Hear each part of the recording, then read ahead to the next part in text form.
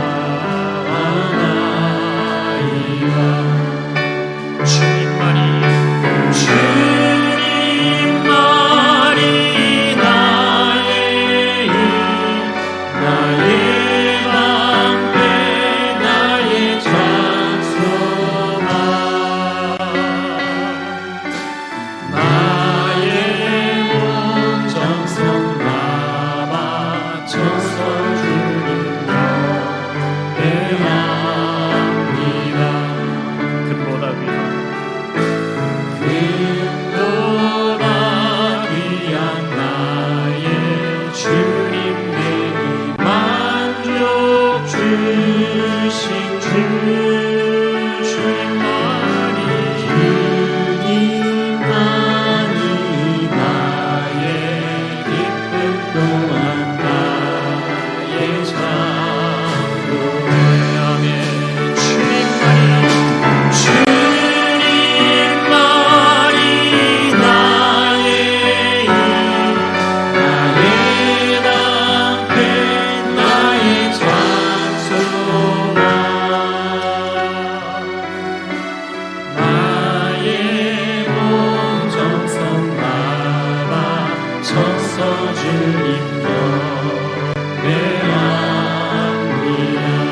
주님만이 나의 힘.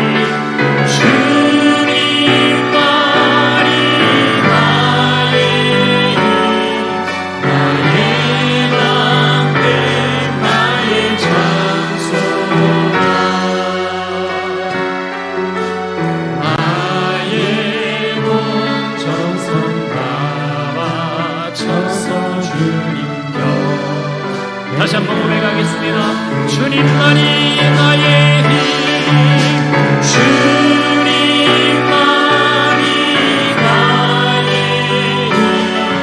나의 방패 나의 찬송가. 나의 온 정성 담아 천서 주님께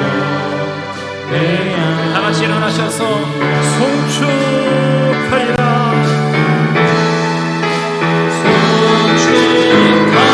송축하리라. 화목케 하신 주 나의 모든 죄에 굳게 하셨네. 축하리라.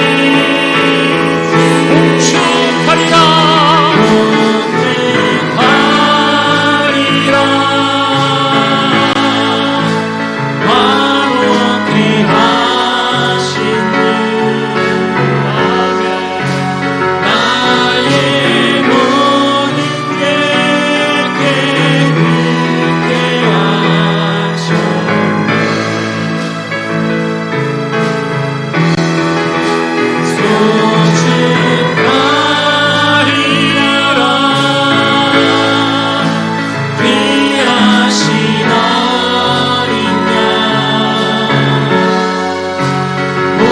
모두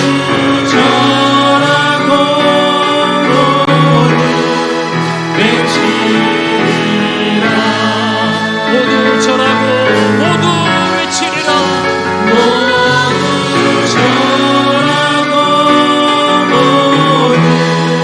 외치리라.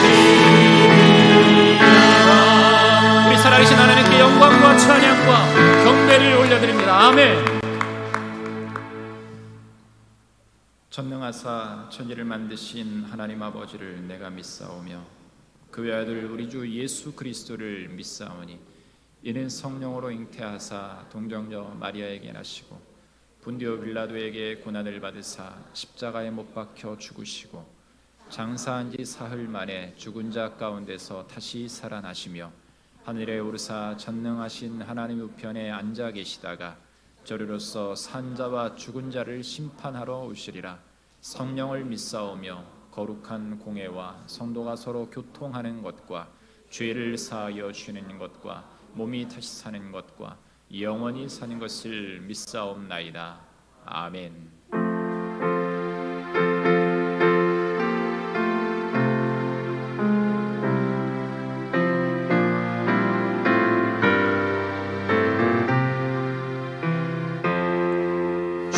예수님 내 맘에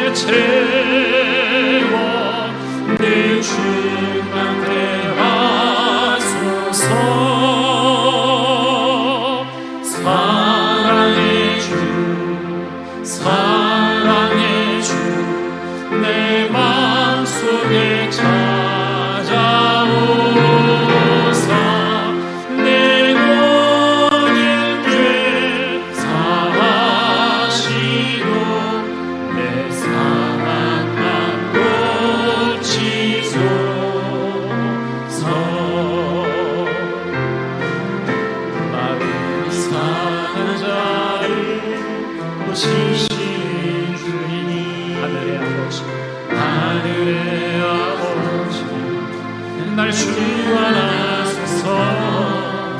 주의 길로 인도하사 자유케 하소서. 새 일을 행하사 부게 하소서. 마음이 상한 자를 고치시는 주님, 하늘의 아버지 날 주관하소서. 주의 길로 인도하사 자유케 하소서. 새 일을 행하사 부게 하소서.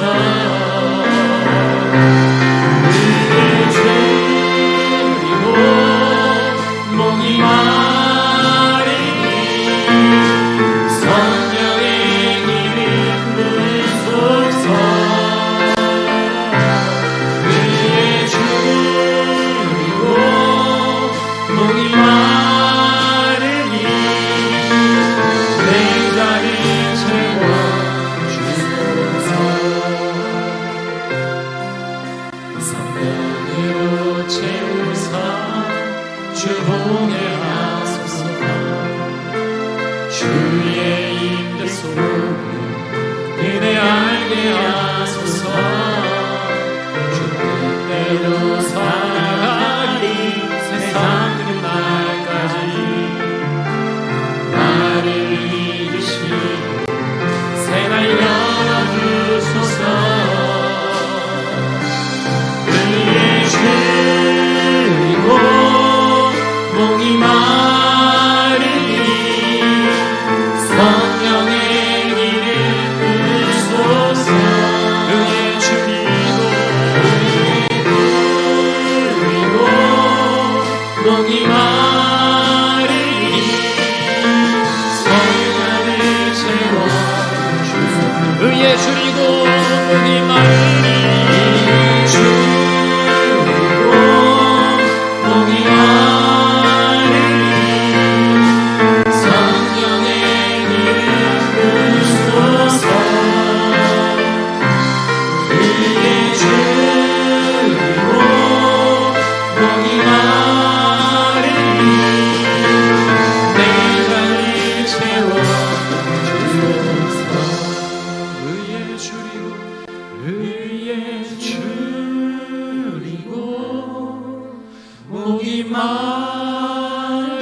마르니 성령의 기름 부소서. 의에 줄이고 목이 마르니 내 잔을 채워주소서. 의에 줄이고 의에 줄이고 목이 마르니 성령의 기름 부소서.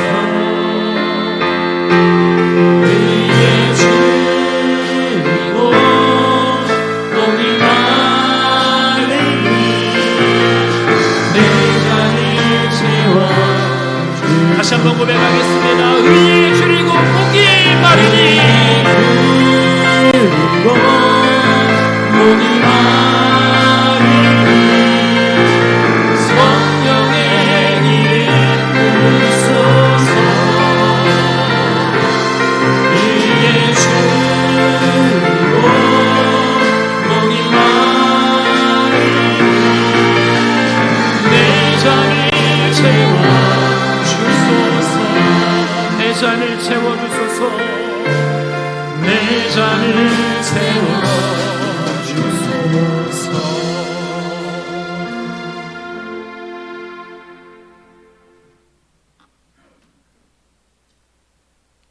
살아계셔서 오늘도 우리의 삶을 주관하시고 인도하시는 거룩하신 아버지 하나님, 그 큰 은혜와 사랑을 감사를 드립니다. 연약한 우리들을 오늘도 주님의 전으로 불러주셔서 말씀 가운데 거하게 하시고 하나님의 세미한 음성을 들을 수 있는 귀한 축복 허락하심을 참으로 감사를 드립니다. 특별히 이 민족을 사랑하시사 하나님 일적이 주님을 알게 하시고 주님의 말씀을 쫓아 살아가는 이 민족, 원치 않는 질병으로 말미암아 온 나라가 뒤숭숭하여 아버지 하나님 어찌할 바를 모릅니다. 우리 눈에 보이지도 아니하는 그런 세균으로 말미암아 온 나라가, 온 세계가 허술한 가운데 있사오니 주님, 우리가 더욱더 눈을 들어 주님을 바라보게 하시고 살아계신 주님을 더욱더 의지하며 신뢰하는 귀한 마음들을 품을 수 있도록 주님 붙들어 주시옵소서. 특별히 우리 주님을 사랑하시사 지금까지도 함께 하시고 하나님의 역사 가운데에 바로 세워주심을 감사를 드립니다. 우리들은 연약하고 부족하지만은 주님께 모든 것들을 간구하오니 성령 하나님께서 오늘 또 우리의 마음을 주장하시사 새롭게 하시고 주님의 크신 역사 가운데에 우리를 도구로 사용하셔서 주님의 크신 영광만을 온전히 돌려드리는 귀하고도 복된 심령들이 되어지도록 하나님 도와주시옵소서. 특별히 이 나라의 민족을 사랑하시사 아버지는 폐허 속에서 아무것도 가진 것 없는 이 민족 이렇게 축복하시고 함께 하셔서 비약의 발전을 허락하신 하나님, 세계 10대 아버지 하나님이여 무역 강국으로 성장시켜 주시고 세계를 다스릴 수 있는 귀한 은혜를 주셨음에 참으로 감사를 드립니다. 그럼에도 우리의 심령들이 하나님의 말씀에 의지하지 아니하고 세상을 쫓아 살아가는 우리들의 모습들이 아닌지 다시 한번 되돌아보는 귀한 시간 되어지게 하시사 살아계신 하나님을 더욱더 신뢰하며 주님을 더욱더 의지하는 귀한 예민족 되어질 수 있도록 주님 축복하여 주시옵소서. 이처럼 우리를 사랑하시고 또한 함께 하시지만은 우리가 자꾸만 물질 문명을 쫓아 살아가는 우리들의 모습을 주님 보시사 아버지 하나님의 징계를 허락하신 줄 아오니 다시 한번 우리가 돌아설 수 있는 믿음을 허락하시고 주님의 한량없는 그 큰 사랑을 다시 한번 기억하면서 다시 한번 회복되어지는 귀한 은혜가 있어지도록 하나님 도와주시옵소서. 특별히 우리 순교기를 통해서 하나님의 크신 영광을 아버지 하나님 온 세상 만국에 펼치시기를 원하신 하나님, 더욱더 우리가 눈을 크게 뜨고 하나님의 그 크신 섭리를 아버지 하나님 바라볼 수 있는 은혜를 허락하시사 땅끝까지 주님의 증인되어지는 귀한 삶을 살아드릴 수 있도록 하나님 도와주시옵소서. 우리 주님께 속한 아버지 하나님의 모든 성도들, 아버지는 모든 삶의 지경을 우리는 할 수 없지만은 하나님 친히 살피셔서 아버지 하나님이여 그 세미한 것까지라도 주님 함께 하셔서 형통의 본을 채우심을 받는 복된 은혜도 하나님 허락하여 주시옵소서. 저도 말씀을 들고 세우신 귀한 목사님 능력의 장 중에 붙들어 주시기를 원합니다. 귀한 말씀이 선포될 때에 우리의 아버지 하나님 영향 다시 한번 소생하는 귀한 시간이 되어지게 하시고 하나님 말씀으로 아버지며 받아들임으로 그 말씀을 따라 순종하는 귀하고 복된 삶을 살아드릴 수 있도록 하나님 크신 은혜로 함께하여 주시옵소서. 할렐루야 성가들을 기억하시고 하나님 함께하여 주시기를 원합니다. 그들이 하나님을 향하여 들리는 찬양이 하나님께만 영광 돌리는 귀한 찬양 되어지게 하시고 우리 성도들의 마음을 아버지 하나님 흡족해 하는 귀한 은혜의 찬양이 되어지도록 하나님 도와주시옵소서. 시종을 주님께 의탁합니다. 예수님의 거룩하신 이름으로 기도하옵나이다. 아멘.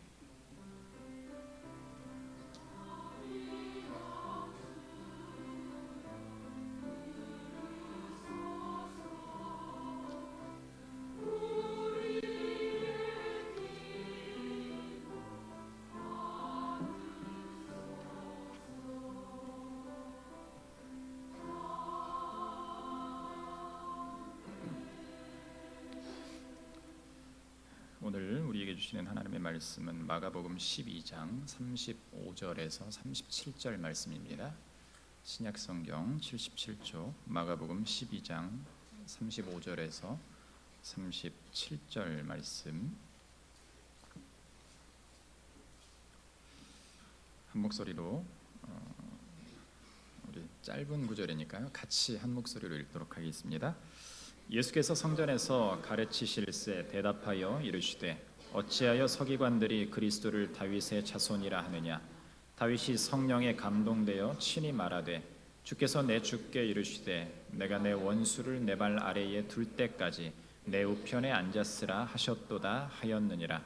다윗이 그리스도를 주라 하였은즉 어찌 그의 자손이 되겠느냐 하시니 많은 사람들이 즐겁게 듣더라. 아멘.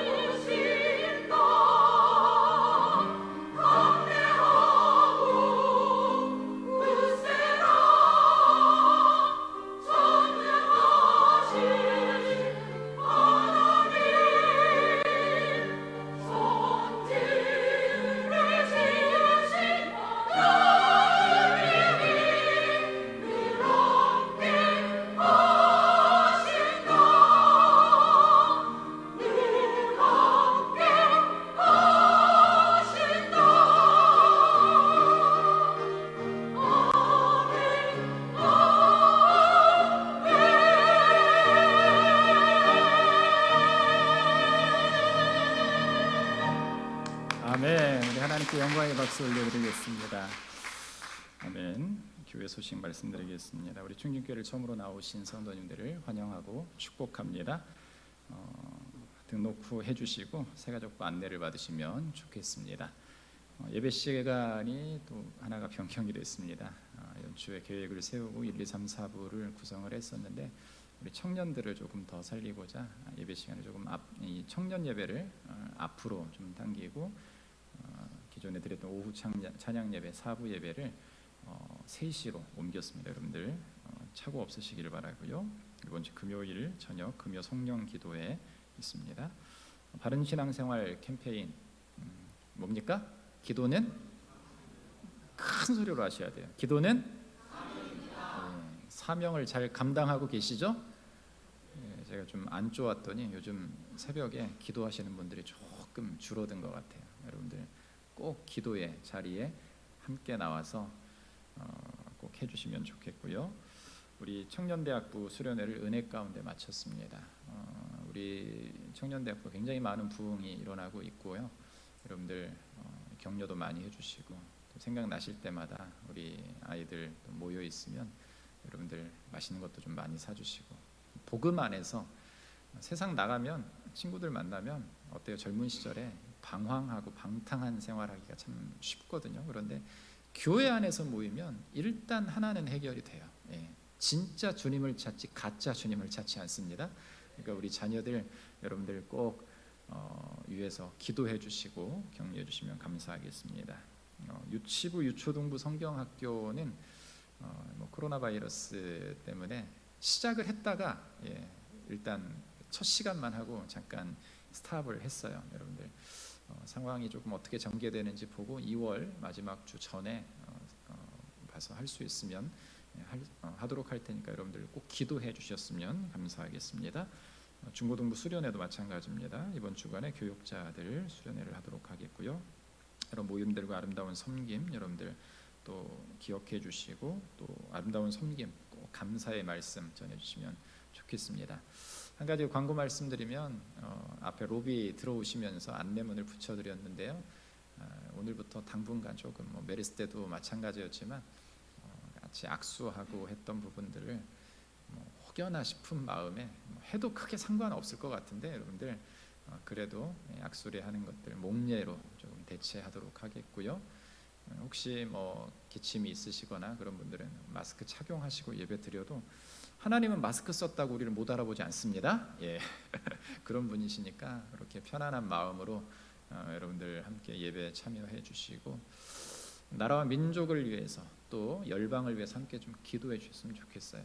이런 때 이 믿음의 사람들이 기도해야죠. 나 하나 살겠다고 막 집안에 틀어 박혀가지고 마스크 끼고 있지도 않은 바이러스가 마치 나를 막 집어삼킬 듯이 그런 마음을 가지고 살아가면 안 돼요. 여러분들 크게 두려워하지 마시고 제가 오늘 발표를 하려고 WHO랑 여러 곳을 방문하지는 못하고 자료들을 좀 수집했는데 메르스나 사스보다 치사율이 훨씬 적대요. 왜 그러면 중국에서 이렇게 많은 사상자가 발생을 했는가? 치료 못 받아서 그런 거예요. 치료 받을 수 있는 우리나라는 크게 문제되지 않습니다. 잘 치료되는 오히려 과거에 있었던 질병들보다 훨씬 조금 치사율이 적은 거니까 여러분들 꼭 기억해 주시고 너무 두려워하지 마시고 일상생활을 보편적으로 그냥 해주시면 될 것 같습니다. 우리 옆뒤 좌우로 한번 인사하시죠. 주님은 우리의 구원자이십니다. 주님은 나와 함께 하십니다. 아멘. 오늘 말씀의 제목은요. 결론은 뭐라고요? 같이 한번 읽어볼까요? 시작. 결론은 예수 그리스도다라는 제목으로 이 시간 말씀을 나누도록 하겠습니다. 온 세계가 이 코로나 바이러스 때문에 아우성입니다. 그런데 이 코로나 바이러스를 접하면서 생각되는 것은 뭐냐면은 우리가 영적인 공격에 우리가 이렇게 민감하게 대응한 적이 있는가라는 것을 한번 생각해 봤어요. 과거 이 메르스 때 제가 부산에 있었는데요. 부산에 몇만 명이 모이는 교회에서 사역을 하다 보니까 굉장히 좀 뭐랄까요? 조심해도 결코 안 되는 그런 환경 속에 있었습니다. 그런데 이 금요 철야를 앞두고 있었는데 한 8시쯤 돼서 9시 집회가 시작되는데 8시쯤 돼서 이제 친구 목사님, 서울의 그 향동교회에 계시는 목사님이 갑자기 다급하게 전화가 왔어요. 이 목사님, 내가 아파 죽게 생겼거든. 응급실을 가야 될 것 같은데 지금 같이 갈 사람이 없어. 우리 아내는 애들 때문에 같이 못 움직이고 목사님이 좀 같이 가주면 안 될까? 머릿속에서 순간 팍 스쳐가는 것들이 많았습니다. 메르스 사태가 한참 진행 중인 시절에 대학병원 응급실에 간다. 여러분들 어떻게 가실 수 있겠습니까? 그런데 그때 당시에 뭐 저는 그래요. 늘 믿음이 좋은 게 아니라 그냥 하나님께 맡기는 거죠. 뭐 걸려도 하나님이 살리실 테고 하나님의 때가 되면 뭐 하나님이 더 좋은 천국으로 보내실 테고 저는 늘 그런 마음 가지고 살아갑니다. 뭐 그래봤자 오히려 빨리 걸려가지고 그 빨리 치유받으면 내성 생겨서 훨씬 좋지 뭐 스스로 이런 위안을 가지면서 출발하려고 했더니 저희 아내가 꼭 가야 돼? 이런 이야기를 했습니다. 다급한 이 환자 목사님을 차에 싣고 해운대 백병원으로 갔어요. 응급실에 딱 들어가는 그 순간 그 수많은 눈총들을 따갑게 느낄 수가 있었습니다. 정말 많은 사람들이 이 응급실에 뭐 거의 대학병원급이다 보니까 이 가득한 것을 봤어요. 순간 저도 놀래고 그 사람들도 서로 놀래고. 왜 그랬을까요? 마스크를 끼고 오는 사람들을 굉장히 두려워하는 모습을 봤어요. 밤새도록 그 응급실에 있으면서 많은 사람들, 아파서 힘들어하는 사람들, 뭐 다쳐서 온 사람들, 뼈가 부러져 온 사람들, 열이 나는 사람들. 그런데 하나님은 참 감사하게도요. 그날 그 이 응급실에 메르스 환자 한 명도 안 오게 하셨어요. 아멘. 속으로 이 목사님하고 둘이서 이런 얘기를 했어요. 편의점 가서 마스크 좀 사올까? 우리도 마스크를 껴야 되는 거 아닌가? 이런 생각들을 했어요. 그런데 그때도 마찬가지고 지금도 마찬가지인데요. 이런 생각을 한번 해봤습니다. 바이러스라는 이 공격, 우리의 건강의 문제에는 우리가 이렇게 시급하게 대처하고 위기감을 느끼면서 굉장히 어려운 난제를 우리가 스스로 보호하면서 풀어가려고 하는데 영적인 상황 에서 우리의 내면은 우리가 정말 잘 지키려고 노력하고 있는가라는 질문을 스스로 해봤다라는 거죠. 목회자이기 때문에 그런 게 아니라 한 신앙인으로서 이러한 위기 속에서 사람들이 나라가 대처하는 여러 모습들을 보면 참 잘하고 있다라는 모습을 생각을 지울 수가 없는데 과연 나는 이처럼 잘 이런 위기의 상황 속에서 대처를 하고 있는가? 마귀의 공격을 나는 잘 받아치고 있는가? 잘 이겨내고 있는가? 라는 이런 질문을 스스로에게 많이 해봤습니다. 여러분, 지금 죽어가고 있는 나의 내면의 모습은 어쩌면 우리에게 별로 중요하지 않은 모습일 수도 있어요. 지금 당장 내가 살아가고 있는 나의 현실이 더 중요하게 생각되어지는 것이 우리의 삶이 아닌가? 눈앞에 닥칠 걱정을 두려워하며 사람들의 모습을 통해 우리는 연약한 인간의 모습을 보게 됩니다. 그렇다면 우리 인생에서 가장 중요한 것이 무엇인가라는 질문 앞에 우리는 서게 되죠. 여러분, 누구나 삶의 목표와 가치가 있습니다. 그런데 그 목표와 가치가 진짜인가를 우리는 돌이켜봐야 돼요. 작은 풍파에도 넘어지고 변질되는 가치인지 아니면 우리가 끝까지 견고히 지킬 가치인지를 생각해 봐야 됩니다. 여러분, 우리가 살아갈 날의 수는 정해져 있습니다. 어떤 사람은 100세까지, 어떤 사람은 또 짧은 인생을 살다가 갈 수도 있습니다. 그러나 그 유한한 삶에 대해서 우리는 그 끝을 알지 못하는 것이 인간의 모습이죠. 연약하다라는 것이죠. 그럼에도 불구하고 우리는 어떻습니까? 늘 유한한 삶을 향해서 우리의 모든 모습과 마음들을 다 바치고 있진 않은가? 물론 새롭게 무엇인가를 알아내고 이 땅에서 삶을 만족스럽게 살아가는 것도 굉장히 중요해요. 그러나 그것이 우리 삶의 목적이 되어버리면 우리는 하나님을 내 안에 모시지 못한다는 문제에 직면하게 됩니다. 여러분, 그렇다면 우리가 진짜 주인으로 삼고 내 안에 모셔야 될 분이 누구인가? 우리 같이 한번 따라해 볼까요? 바로 예수님입니다. 아멘. 이 고백이 우리의 고백, 나의 고백이 되기를 주님의 이름으로 축원합니다. 여러분, 그 예수님을 알아가는 것, 그리고 믿고 따르는 것, 그러기 위해서 우리는 예수님이 어떤 분인지에서 분명하게 알고 있어야 돼요. 그러기 위해 내가 믿는 예수님에 대해서 바로 알고 이해하고 믿어야 되는데, 믿음이 자란다는 것은 신뢰가 늘어간다는 것과 같다고 말할 수가 있습니다. 신뢰하는 사람의 이야기를 우리는 믿고 따르죠. 누군가 내가 신뢰하는 사람이 이야기를 하면은요, 여러분 그걸 사실로 받아들입니다. 아마도 여러분들은 제가 강단에서 이야기하는 것들을 거의 대부분 신뢰하고 믿으실 거예요. 아마도 제가 잘못된 정보를 알고 전파한다 하더라도 최소한 저는 믿을 거라고 믿습니다. 아멘. 진짜만을 이야기해야 되겠죠. 여러분, 그런데 그 신뢰하는 사람, 우리는 우리의 죄를 사하신, 그래서 우리를 구원하신 예수님이 구세주이심을 믿는 것에서부터 신앙의 시작이 스타트가 되어야 된다는 거예요. 그렇다라고 하면 그 시작을 하기 전에 우리가 분명하게 기억해야 될 것이 있습니다. 그것이 무엇인가? 오늘 첫 번째로 우리가 한번 생각해 보도록 할 텐데요. 첫 번째 질문은요, 같이 한번 읽어볼까요? 첫 번째 거 띄워주세요. 시작. 정답을 알아야 한다. 정답을 알아야 돼요. 오늘 말씀은요, 지금까지 종교 지도자들과 예수님 사이에 있었던 논쟁의 결론에 해당하는 본문입니다. 동일 본문인 마태복음 22장에 보면은요, 조금 더 상세하게 이 질문과 답을 주고받는 상황이 등장을 하고 있어요. 예수님께서 이 서기관과 바리새인들에게 이렇게 질문을 하십니다. 그리스도에 대하여 어떻게 생각하느냐? 누구의 자손이냐라고 질문을 합니다. 그들이 뭐라고 말합니까? 다윗의 자손이지. 당신이 뭐 다른 사람입니까?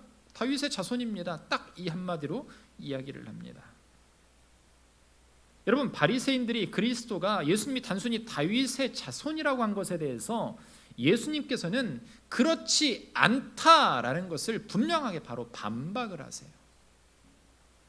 예수님께서 왜 다윗의 자손이 맞지만 그렇지 않다라고 하면서 한 가지 더 설명을 붙이고 있을까? 당시에 이 바리새인들, 이스라엘 사람들이 가지고 있었던 메시아관에 대해서 우리가 한번 생각해 볼 필요가 있습니다. 두 가지 면에서 잘못된 생각을 가지고 있는데, 첫 번째는 메시아가 오셔야 할 이유 또는 목적에 관한 것을 다르게 생각하고 틀리게 생각하고 있다라는 거예요. 또 하나는 뭐냐면은 바로 메시아가 어떤 분이냐에 대한 자기들의 생각을 가지고서 그 정형화된, 자기 생각으로 정형화된 메시아를 그들은 믿고 있었다라는 것이에요. 당시 유대인들은 메시아가 오실 이유 또는 목적을 자기 민족 이스라엘의 해방과 연결지었습니다.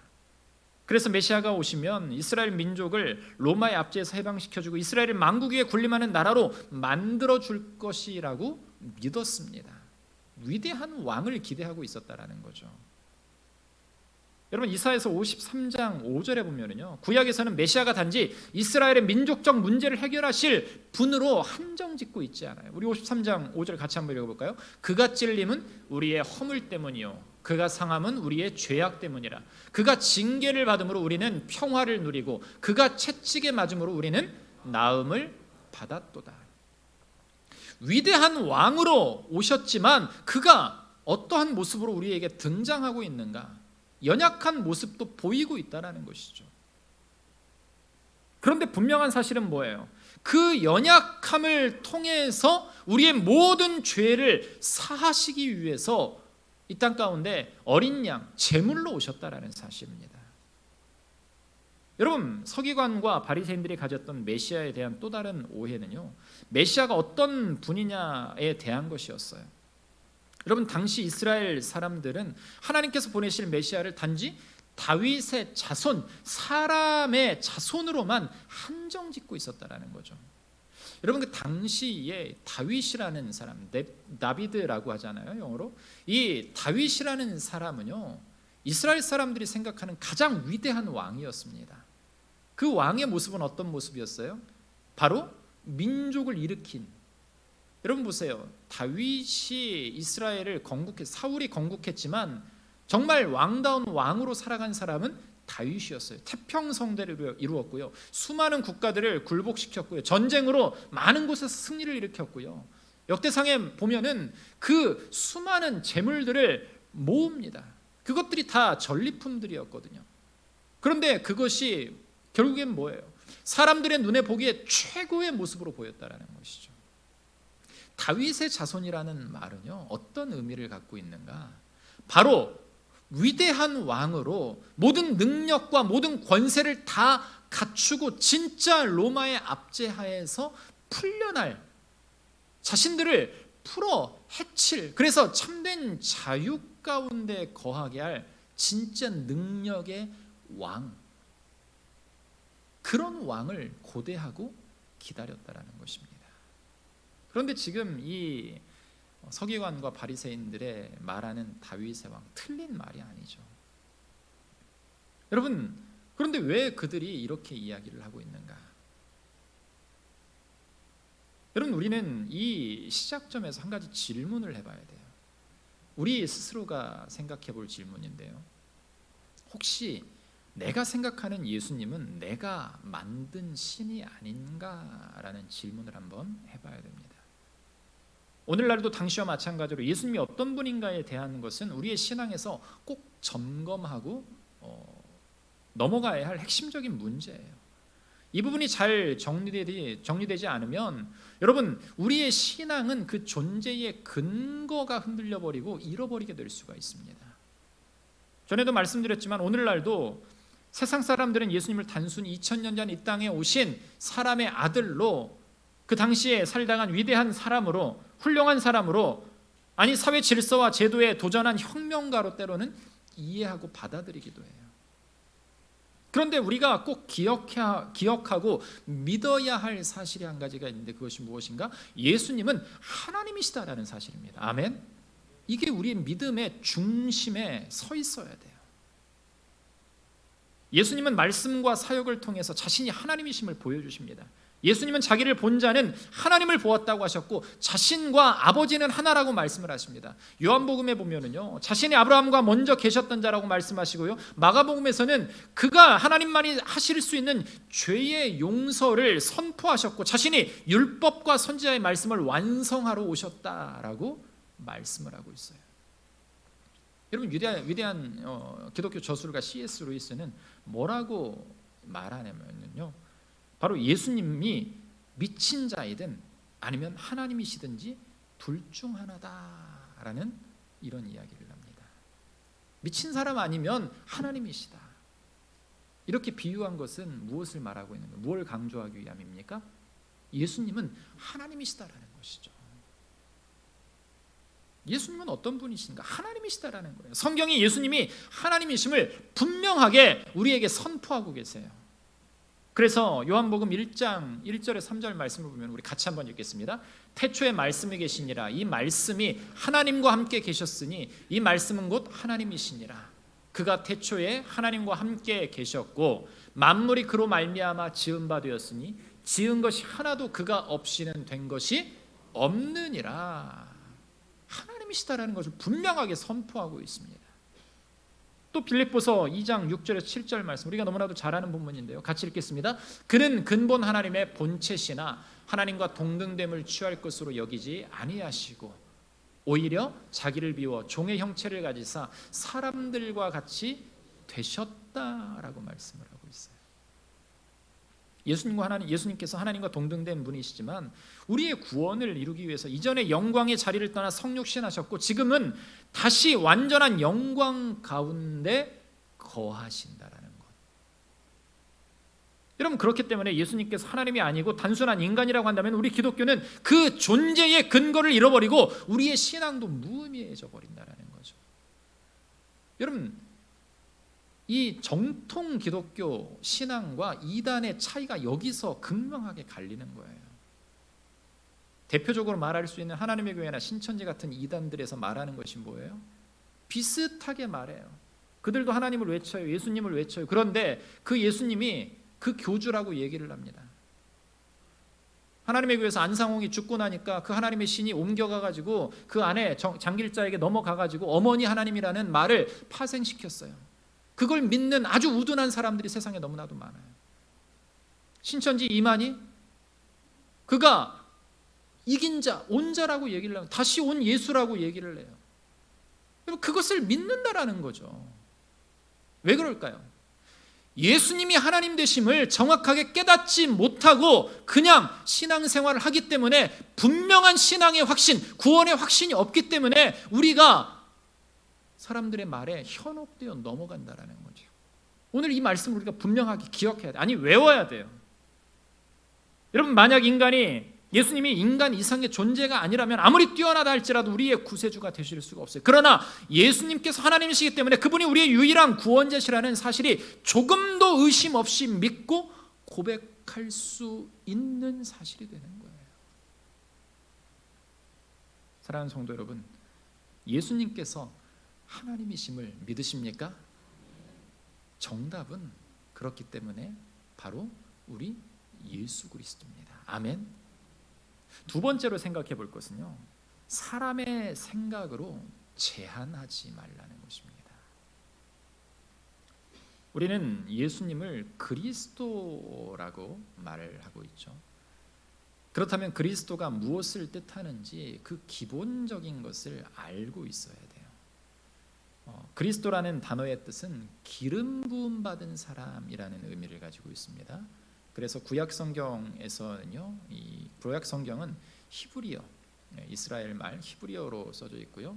신약 성경은 헬라어로 구성이 되어 있는데, 히브리어로 이 기름 부음 받은 사람, 그래서 주님을 바로 메시아라는 단어로 사용을 하고 있어요.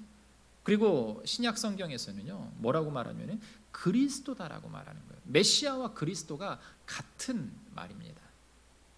그런데 사람들은요, 예수님을 자신의 기준에 맞춰 제한적인 사람으로 만들어 버리는 문제가 있어요. 여러분, 저는요 10년 전의 옷을 아직도 입습니다. 이 말은 뭘 의미할까요? 몸매를 유지한다라는 겁니다.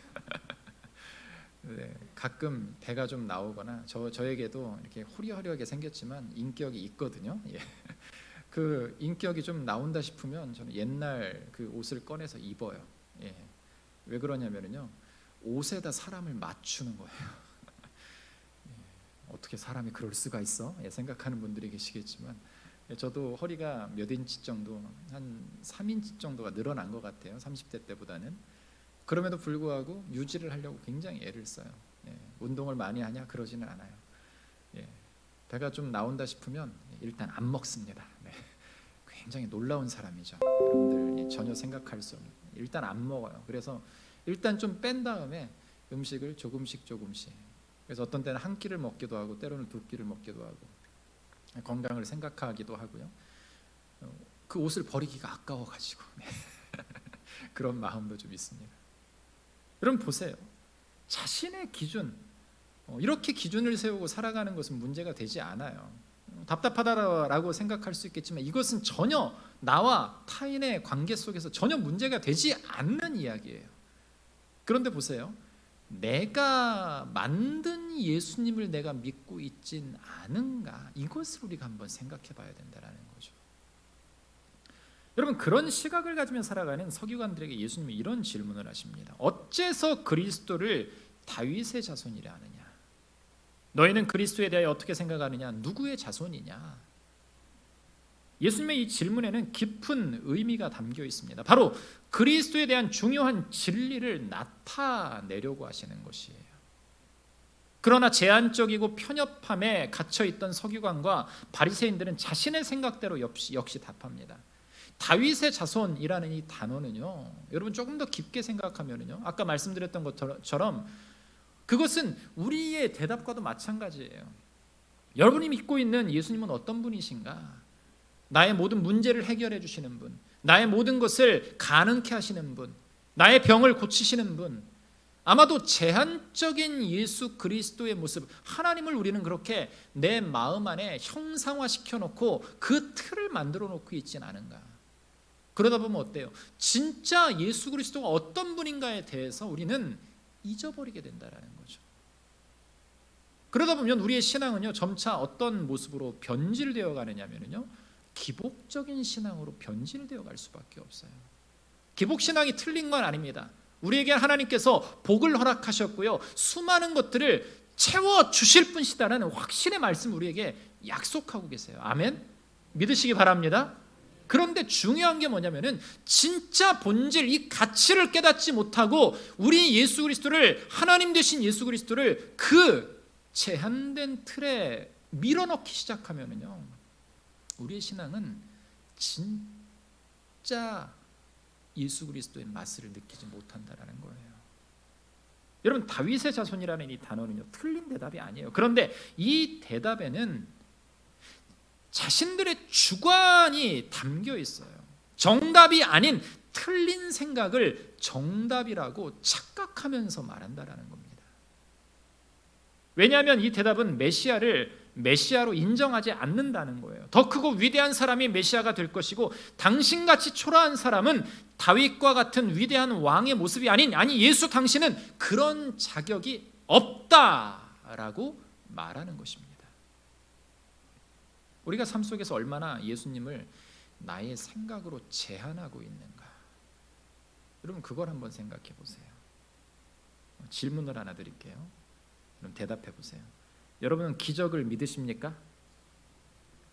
1부 때도 똑같이 물어봤더니 1부 때는 한 명도 대답을 안 했는데 우리 장로님도 그때 계셔가지고 대답을 잘 해주시네요. 아멘이 크게 나와야 돼요. 예수님의 기적을 믿으십니까? 아멘. 그렇다면 그 기적을 행하시는 분이 누구이십니까? 힘차게 한번 외쳐보세요. 예수 그리스도. 그렇다면 그분이 천지를 창조하신 분이심을 믿으십니까? 우리의 인생이 그분의 손에 달려 있는 것을 믿으십니까? 그런데요, 왜 두려워할까요? 우리는 왜 두려워하는가? 여러분, 이 바이러스 하나 때문에 군산 시내가 엊그저께 발칵 뒤집혔어요. 우리 유초등부 성경학교를 시작하기 딱 10분 전에 메시지 3개가 사이렌으로 막 울리더라고요. 뭐지? 하고 봤더니 발병. 순간 수많은 카톡이 막 오고 하는 거예요. 제가 리더다 보니까 목사님 이런저런 해서 아이들이 집에 갔어요. 뭐 했어요? 개회 예배를 드리려고 딱 왔더니 한 20여 명의 아이들, 절반밖에 안 왔더라고요. 해야 되나 말아야 되나 고민을 하기 시작하면서 그래도 왔으니까 시작이라도 해야지 뭐. 딱 시작을 하는데 앞에 아이들이 한 10명이 마스크를 다 끼고 예배를 드리는 겁니다. 기이한 장면이잖아요. 그게 뭐 마스크 끼는 게 결코 뭐 나쁜 거 아닙니다. 여러분들 아까 뭐라고 시작할 때 말씀드렸죠? 하나님은 마스크를 껴도 알아보신다. 쌍꺼풀을 해도 알아보시고요, 코를 좀 세워도 알아보시는 분이세요. 피부 미백을 해도 알아보시는 분이시니까 걱정하지 마시고, 덮어도 눈만 보여도 아시는 분이니까 걱정하지 마시고. 그런데요, 보세요. 두려움이 우리 가운데 굉장히 많다라는 거죠. 여러분, 현대인들의 가장 큰 걱정은요, 남들이 갖고 있는 것을 가지지 못했을 때 드는 불안감이 가장 큰 걱정이에요. 다른 것들은 가지려고 하는데 나쁜 것은 하나만 내게 조금만 와도요, 몸서리를 치면서 그것이 내 것이 아니다라고 하면서 밀어내버리는 그런 습성. 서두에도 말씀드렸지만, 그런데 죄라는 것이 우리 내면 가운데에 들어오는데도 불구하고 그것을 밀어내지 못하는 우리의 습성도 있다라는 거죠. 여러분, 남들이 갖고 있는 것을 가지지 못했을 때 드는 불안감, 물질적인 거, 건강에 관한 거, 자녀가 잘 되는 거. 그런데 진짜 중요한 게 무엇인가를 우리가 먼저 깨달아야 된다는 거죠. 세상 사람들이 다윗의 자손이라고 말은 하지만 그 다윗의 자손이라는 그 선포 안에 내재된 의미는 뭐예요? 그냥 다윗의 자손이니까, 족보로 보니까 당신이 다윗의 자손일 뿐입니다. 예수님을 단지 한 단계 아래 낮은 사람으로만 보고 있다는 거예요. 그런데 이 모습이요, 우리의 신앙일 수도 있다는 거예요. 나의 모습일 수도 있다는 겁니다. 예수님이 진짜 구세주이심을 믿고 의지한다라고 하면 그분께 우리의 모든 것을 맡기며 살아가야 됨에도 불구하고 우리는요, 두려워한다라는 거죠. 조금 가지지 못했을 때 혹여라도 나의 빈자리에 무슨 문제가 생기지 않을까. 조금만 아파도요, 여러분, 사람이 그렇게 쉽게 죽지 않습니다. 아멘. 쉽게 죽지 않아요. 그런데도 막 세상이 끝난 것처럼 살아가는 사람들도 많아요. 믿음 있는 사람들 가운데도 그래요. 내 자녀가 조금 무엇인가에 실패했을 때 세상이 끝난 것과 같은 그러한 모습으로 절규하기도 합니다. 여러분, 그런데 그 많은 것들, 세상적인 것들 다 중요해요. 중요한 게 아니에요. 중요하지 않은 게 아니에요. 다 중요합니다. 물질도 중요합니다. 필요하죠. 건강도 필요합니다. 관계도 필요합니다.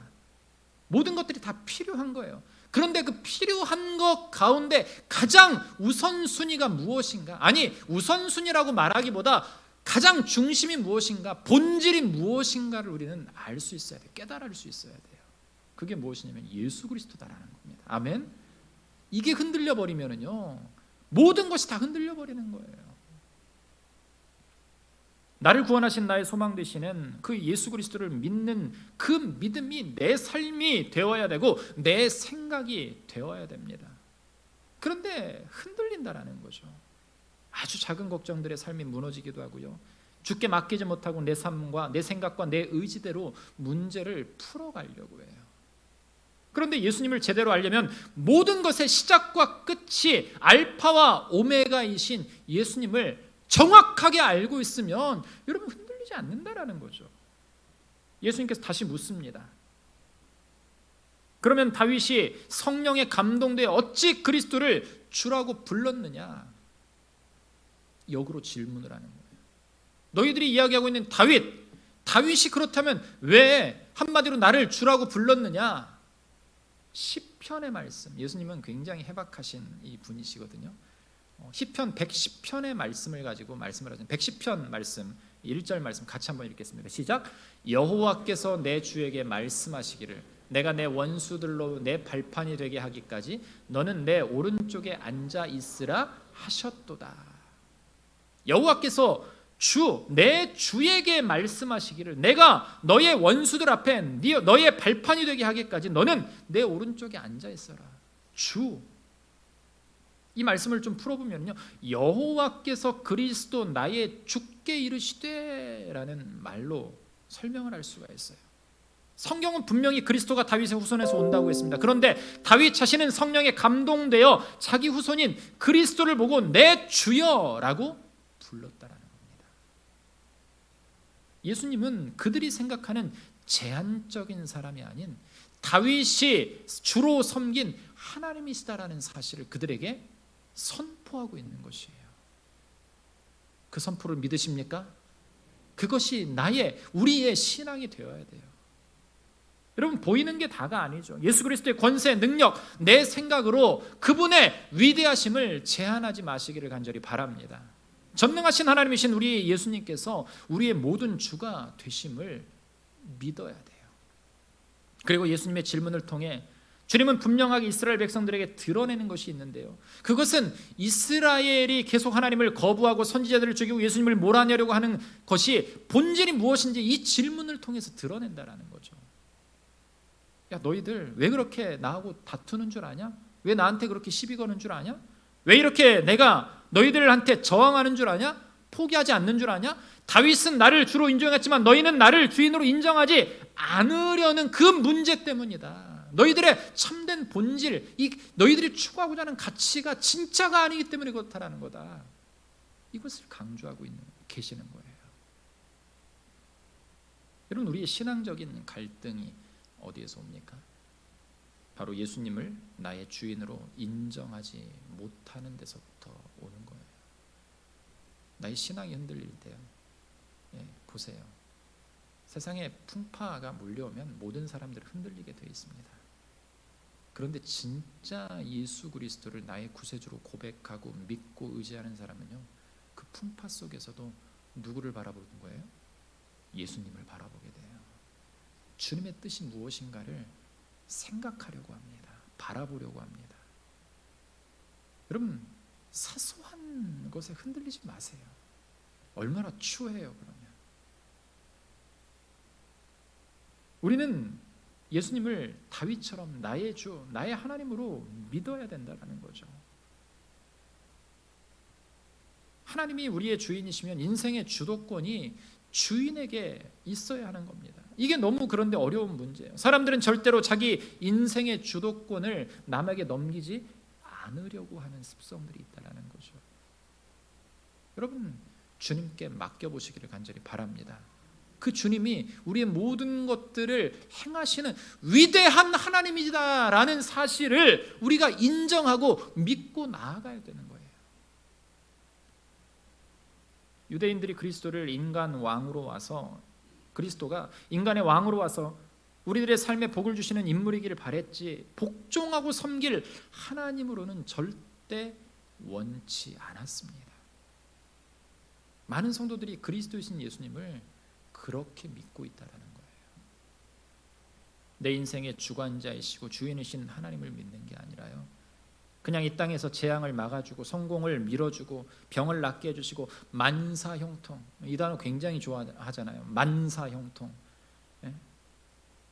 만사형통케 해주시는 그런 예수님, 그런 우리의 삶의 현실에서 복을 주는 예수님만을 믿고 있다면 우리는 바리새인과 서기관과 다를 바가 없다라는 거예요.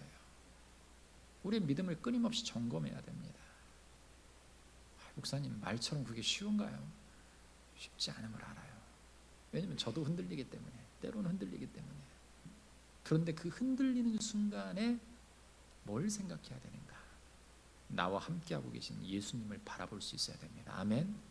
그분을 바라볼 때 우리의 모든 문제의 해결의 시작이 거기에서부터 시작되는 거예요. 사랑하는 성도 여러분, 예수님의 질문에 여러분은 뭐라고 답하시겠습니까? 이미 결론이 나와 있음에도 내 의지와 내 힘으로 세상을 살아가겠습니까?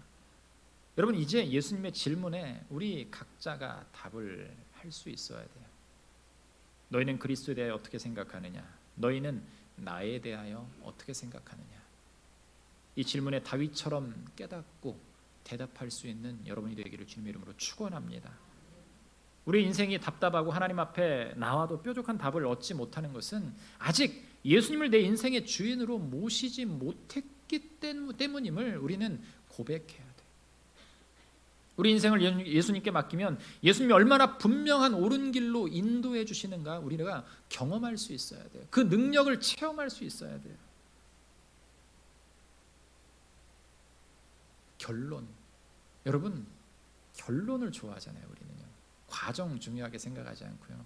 한국 사람들이, 국어 선생님들이 항상 하시는 말씀이 이 성경을 가르치다 보면은요, 이런 말씀들을 꼭 하십니다. 한국 사람들의 습성은요, 귀납적인 성경 연구를 별로 안 좋아한대요. 왜 그런 줄 아세요? 성격이 급해가지고 답부터 먼저 알고 나머지를 알아가야 된다라는 거예요. 근데 오늘 답을 이미 제목에 말씀드렸잖아요. 그 답이 분명해요. 선명합니다. 결론이 뭐예요? 예수님이에요. 우리 옆에 분들 한번 바라보시면서 예수님이 정답입니다. 한번 인사하시죠. 아멘. 그 예수 그리스도를 나의 구세주로, 나의 주인으로 고백하며 여러분들에게 주신 하나님의 놀라운 인생을 온전히 주님 안에서 형통의 길로 만들어가는 우리 모든 성도님들 되시기를 주님의 이름으로 축원합니다. 거룩하신 주님의 은혜를 감사를 드립니다. 주의 말씀을 청종하며 그리스도가 나의 주인 되심을 기억하며 주님만을 믿고 의지하며 나의 인생의 귀한 가치이고 나의 선명한 기준이 되시는 예수 그리스도만을 쫓아 살아갈 수 있는 우리 모든 성도들 될 수 있도록 축복하여 주시옵소서. 예수 그리스도의 이름으로 기도하옵나이다. 아멘.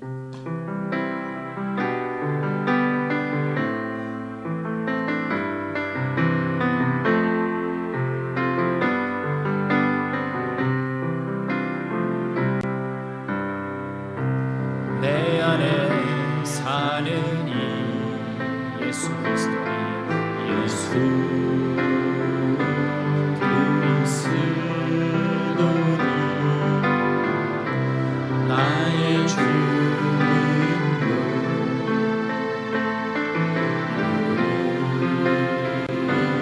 가느라 내 안에 사는 이 내 안에 사는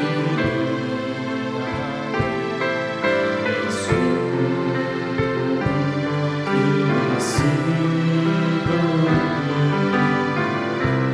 나의 주님으로 유익하리라. 나의 왕 내 노래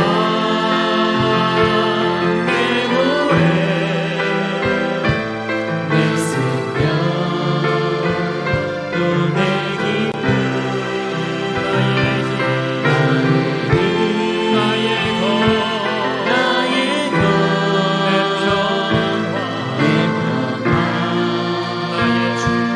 나의 힘 나의 것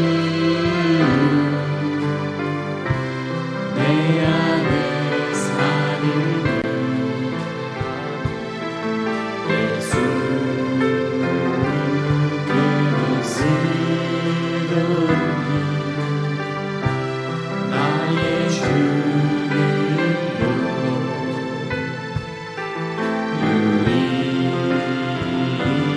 유익하리라. 나의 왕 내 노래 생명 또 내 기쁨 나의 힘 나의 것 내 평화 나의 주 내 안에 사느니 예수 그리스도니 나의 주님으로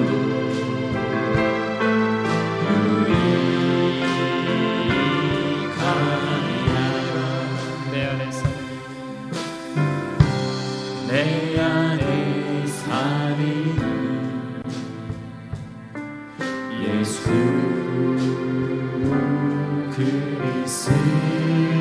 그리스도니 나의 주님으로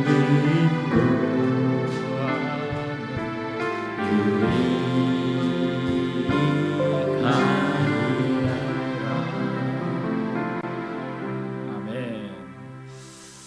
이 시간에 혹시 오늘 말씀을 들으시고 하나님의 귀한 은혜의 자리 나와서 하나님의 거룩한 백성으로 서기를 소원하는 또 우리 충진의 성도로 서기를 소원하는 분 계시면 그럼 자리에서 한번 벌떡 일어나시면 우리가 함께 환영하고 축복하도록 하겠습니다. 오늘도 보니까 많은 분들이 새롭게 오셨어요. 저 뒤에도 한 가족, 두 가족, 또 3층에도 계시고 그런데요. 우리 모든 성도님들을 환영하고 축복합니다. 여러분들이 예수 그리스도 안에서 형통하기를 소원합니다. 우리가 그런 마음을 가지고 우리 다 같이 축복하며 함께 찬양하도록 할까요?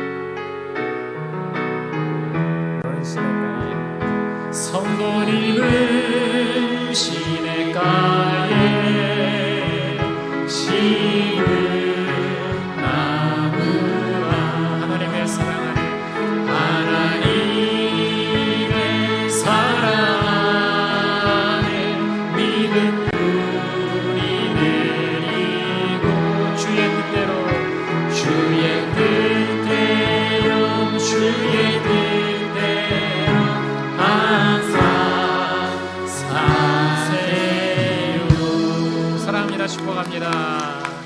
다 같이 일어나셔서 함께 파송에 찬양하며 세상을 향해 나아가도록 하겠습니다.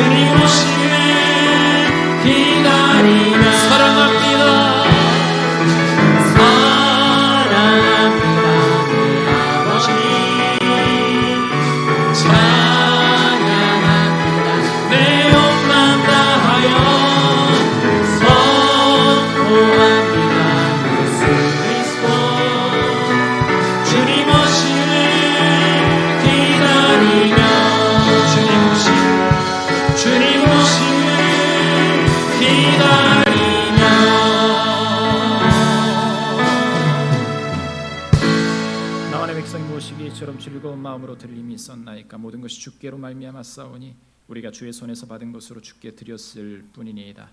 거룩하신 주님 은혜를 감사를 드립니다. 오늘도 하나님의 놀라운 은혜와 평강 가운데 저희들을 이곳으로 불러주시고 어떠한 시험과 환난 속에서도 지키시고 인도하심을 참으로 감사를 드립니다.